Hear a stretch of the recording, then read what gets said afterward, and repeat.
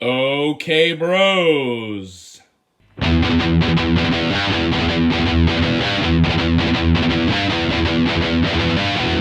We're here for your weekly NXT Fix, featuring the ever so popular Bro Ratings.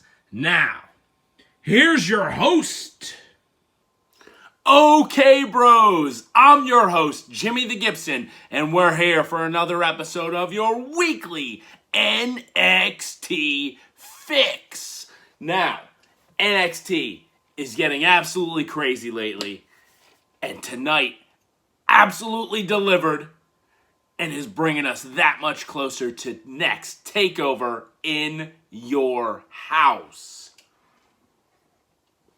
So we start things off with the number one contenders match for the NXT Championship. We've got a triple threat match between Pete Dunne, Johnny Gargano, and Kyle O'Reilly. Now, the winner of this match will go on to take over in your house to face Karrion Kross. And this match was absolutely insane. Complete fire. All the crazy spots you would expect from Kyle O'Reilly, from Johnny Gargano, from Pete Dunne. They're hitting finishing maneuvers at the end. And two guys are out down on the floor. I believe it was Pete Dunne and Kyle O'Reilly. And Johnny Gargano is out inside the ring. When, out of nowhere, Adam Cole, baby, comes down, super kick Kyle O'Reilly, smashes Pete Dunne into the barricade, takes out Kyle O'Reilly with the last shot, hits a brainbuster on Pete Dunne onto the floor, goes in the ring, hits Gargano with the last shot, and just completely decimates everybody. William Regal and security come out and take Adam Cole away. Wow. Bros, what an opening match. Now, don't let the ending take away from the great match that those three had. I mean, Kyle O'Reilly, Johnny Gargano, Pete Dunne all looked fantastic tonight. Now, if there was a proper ending, this would get a much higher grade. This would, at least be 0.5 higher. That's how good this was. So, because of the ending, with that being said, we're going to give this opening contest a 8.8 on the Bro Ratings. Moving on. William Regal escorts Adam Cole out of the building with security. So, he made a statement, and he's out of here. But meanwhile, in the ring, Ember Moon jumps in the ring and says, you know what? What Raquel Gonzalez did to Shotzi Blackheart is unexcusable, and it's time she pays. I'm calling her out. I'm going to take out Raquel Gonzalez, and I'm going for the NXT Women's Championship. So Ember Moon's in the ring. Naturally, Raquel Gonzalez comes out. Ember Moon hits her with a couple kicks, forearm, knocks Raquel down to the outside, but sneaking up from behind, Dakota Kai attacks Ember Moon, takes her out with a big pump kick, and Dakota and Raquel walk away laughing. Ember Moon is taken out here. I guess it had to be done to solidify the setup of your women's championship match at TakeOver in your house. It was just a little underwhelming of an in-ring segment for my taste. So, with that being said, bros, we're going to give this in-ring segment a 6.5 on the Bro Ratings. Moving on, we have some footage from earlier in the day. Drake Maverick shows up to the NXT arena, and they're saying, well, he just got involved in a love triangle between Dexter Lumis and Indi Hartwell. When out of nowhere, Ever-Rise shows up with their coffee mugs. Ever-Rise live. Ever-Rise rules. And they called Drake Maverick a tattletale. Well, sure enough, a car pulls out, and out comes Hit row. Hit row. B-Fab comes out and she says, oh, look who it is. It's Everfail and a runt. Swerve talks some trash. Ashanti the Adonis talks trash. Top Dollar, who hotta, not nada. Hit row. If you know, now you know. So, obviously, Killian Dane comes in to protect Drake Maverick and says, hey, you got a problem with him, you got a problem with me. And Top Dollar says, hey, pal, if you're feeling froggy, why don't you jump? They said, nah, forget these guys. Let's go make some money. And they leave. So naturally, you got two potential tag team matches here in Drake and Killian versus Top Dollar and Ashanti. And you also have Everrise could go against Top Dollar and Ashanti. You could also have Drake versus Swerve. And you got multitude of matchups here from just this little backstage skit, if you will, this backstage segment. Then, on the microphone, walking backstage, it's that time of the week. L.A. Knight enters the building. And he says, hit that L.A. jam, dummy, as he walks out to the ring. This guy is pouring charisma out of his body. And he said, yeah, let me talk to you. Live and in living color. Everybody's got a price. And that's just a fact of life. A couple other words in between, but L.A. Knight is ready to take on Jake Atlas. One-on-one singles competition. Match was fantastic. Jake Atlas got in plenty of offense. L.A. Knight got in plenty of offense. And then we had an appearance halfway through the match of the $1 Million Man, Ted DiBiase, just standing in the aisleway, looking on, scouting L.A. Knight, if you will. Cameron Grimes comes down, and now he's talking to $1 Million Man, saying like, oh, look at this guy, look at this, look at that. And Jake Atlas hits the cartwheel DDT, 1, 2, 3. Jake Atlas, huge upset, pins L.A. Knight in this match. Pretty awesome match between these two guys. I'm glad they gave it plenty of time to really let the match unfold. I mean, it was great. Couldn't ask for anything more from these two. So with that being said, bros, we're going to give this one a 7.8 on the bro ratings. Moving on. Oni Lorcan is saying Pete Dunne would have won. And then Austin Theory saying Johnny Gargano would have won. And then, out of nowhere, the $1 Million Man is being interviewed backstage. And he says, you know what? It takes both brains and brawn to carry the $1 Million legacy. And then Adam Cole is shown walking back into the arena again. But before we go on any further, it's time for your 1-minute figure review. Okay, bros. Here's the figure we're going to be talking about this week. It is the NXT TakeOver figure, Tye Dillinger. That's right, the perfect 10 of NXT. Tye Dillinger made his NXT debut October 10th, 2013. As you can see, he comes with the Bailey Buddy, the wacky waving inflatable arm flailing tube man.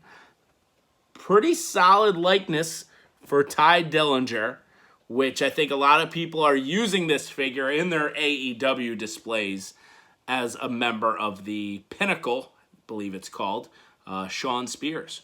So pretty solid. He was a big part of NXT back in the original days. So now, back to me. And we're back!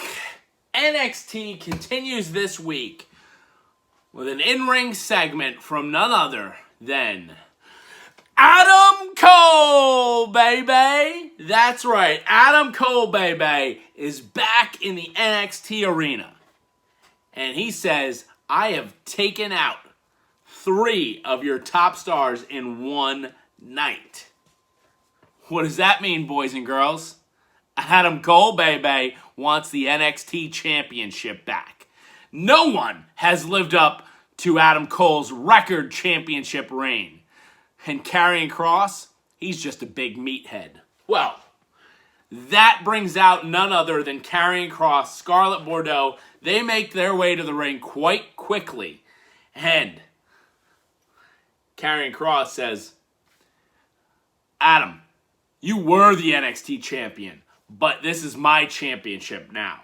So why would you even want a match against me? As a matter of fact, I'd be very interested to hear what you have to say to explain yourself. So, Adam Cole Bebe says, I'd be happy to explain myself, Mr. Overrated. The truth is, you ain't Adam Cole Bebe, and you never will be. This brand has done everything in its power to make you feel special. You've got cool music. You've got lights. You've got the fog machine. And you've got the girl. You know what they do for Adam Cole, baby? They ring the freaking bell. Bros, I absolutely died. I lost it. I was rolling on the floor, laughing my ass off. This was hysterical, back and forth. Adam Cole, baby, is just a king on the microphone, hitting Kross where it hurts, hitting him right in the feels. And then afterwards, Karrion Kross, William Regal comes out. Karrion Kross says, shut up, Regal. Give me the match. And Regal's like, I know what Adam Cole's trying to weasel himself in. He goes, no, I want them all. I want Gargano. I want Pete Dunne. I want Kyle O'Reilly. And I want Adam Cole. Bay. So, the match is made.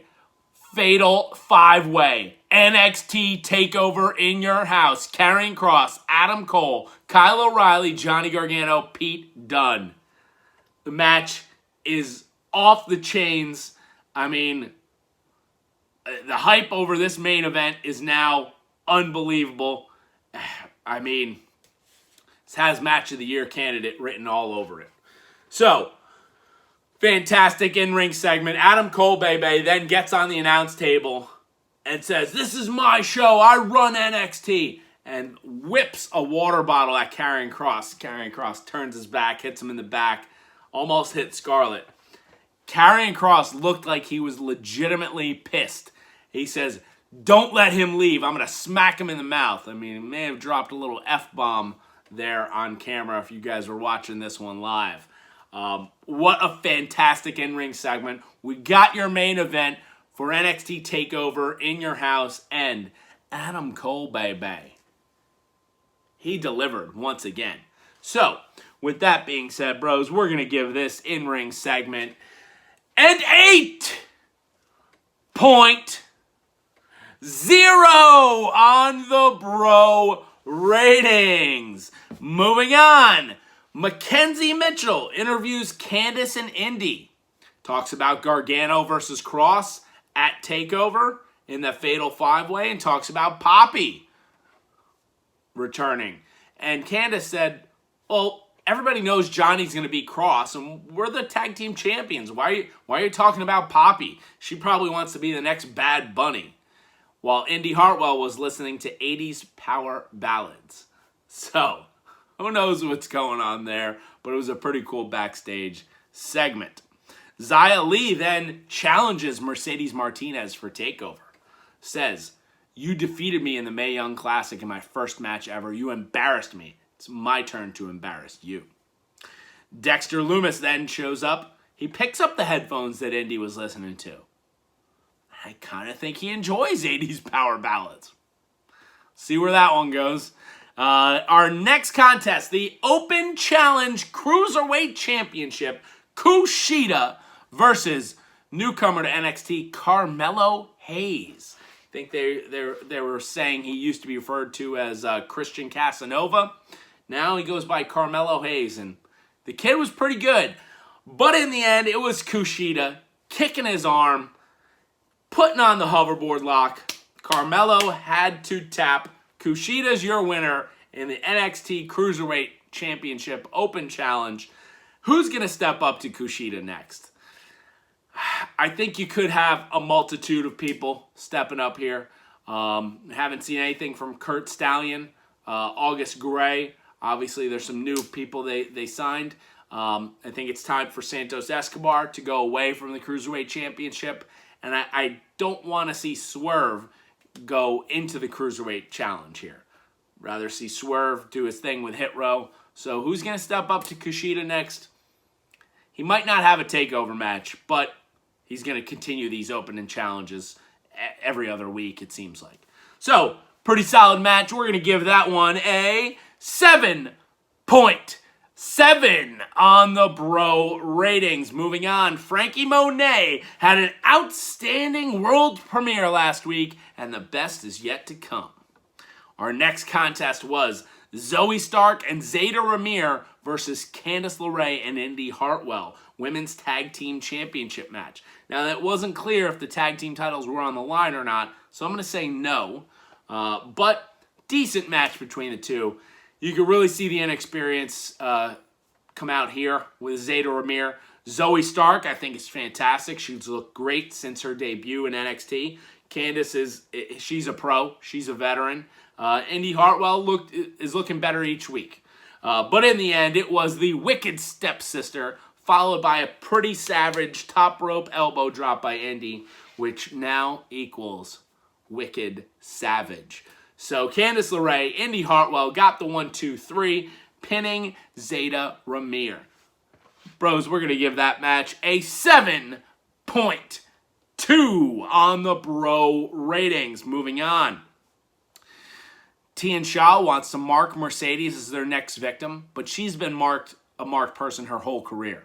Mercedes beat Xia Li in the Mae Young Classic, but at TakeOver, Mercedes runs right through her. So there you go, another match made for TakeOver in your house. And Ember Moon backstage, she is livid, but she's ready for Raquel Gonzalez. Raquel thinks she's unstoppable, but hell hath no fury like Ember's Law. Like that, pretty solid promo.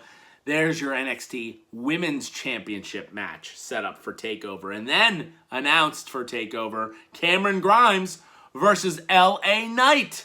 $1 million match, apparently. So you got 4 matches at TakeOver announced just tonight. Leading in to your main event of the evening for the NXT Tag Team Championship. We've got Legado Del Fantasma, accompanied by Santos Escobar, versus MSK. And these two teams absolutely delivered. The only problem was they only had about 12 minutes or so to tell their story in the ring, but it was non-stop action. These 4 guys were out of control. At one point in time, Santos Escobar interferes, throws one of the guys from MSK into the ring steps.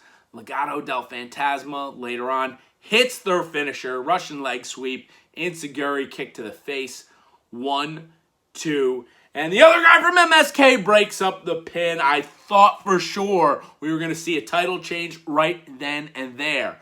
But then MSK hits their blockbuster finisher. Bronson Reed comes out, squashes Santos Escobar up against the barricade. MSK gets the pin. 1, 2, 3. Your winners and still NXT Tag Team Champions, MSK. What a tag team match.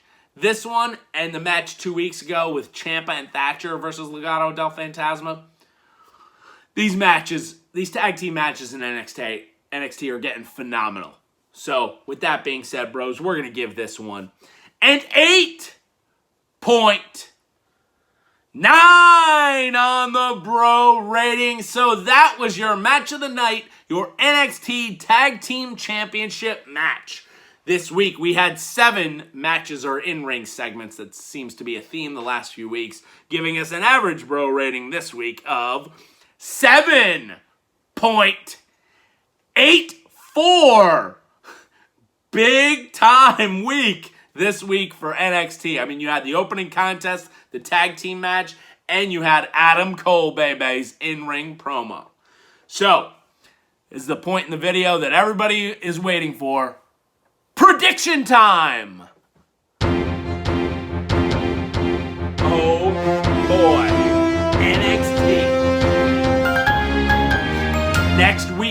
predictions are as follows. Hit Row, unannounced, but they're definitely going to be wrestling either Everrise or Drake and Killian. And Hit Row is going to be victorious. Guaranteed. And Poppy returns to NXT. They keep saying Poppy returns next week. Well, I'm going to do a little foreshadowing here. Based on what Candice LeRae was saying, does Poppy want to be the next Bad Bunny? And my prediction, bros, is that Poppy is going to be doing some sort of performance and is going to be confronted by Candice and Indy. And during that confrontation, we will see the return of Io Shirai. Io Shirai is going to come out, and there's going to be a tag team match at TakeOver. Io Shirai and Poppy versus Candice LeRae and Indy Hartwell. Bros, if this happens, you heard it here first. And in your main event for next week, or at least the biggest match announced thus far, Ember Moon will defeat Dakota Kai on her way to the women's world title shot at TakeOver in your house against Raquel Gonzalez. So there you have it, bros. Thank you so much for watching. I'm your host, Jimmy the Gibson. Please like this video, share this video, subscribe to the channel, and comment below. And we will see you next week for some more